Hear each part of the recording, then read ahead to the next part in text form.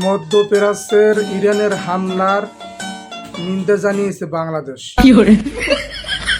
দাঁত বেটা ওখানে পাদে উদ্ধার করবে। কোন দেশে হামলা করছে হেডার নিন্দা জানায় বাংলাদেশ। তোমাকে বাংলাদেশে আছে কি?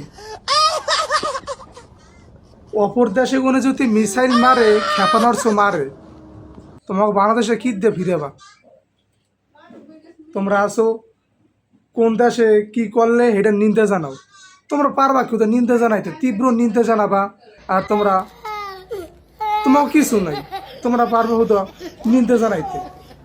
কোনো ক্ষেপণাস্ত্র নাই, কোনো একটা পারমাণবিক বোমা নাই, কিছু নাই।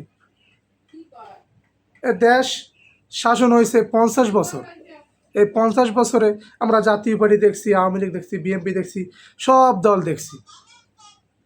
তারা কি করছে? আমি এখানে মানে কোনো দল বিরোধী দল আমি করতে আসি না।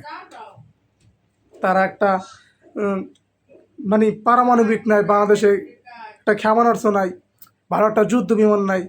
অন্য দেশে কোনো যদি একটা ক্ষেপণাস্ত্র মারে, তোমরা কি করবা? তীব্র নিন্দা জানাবা?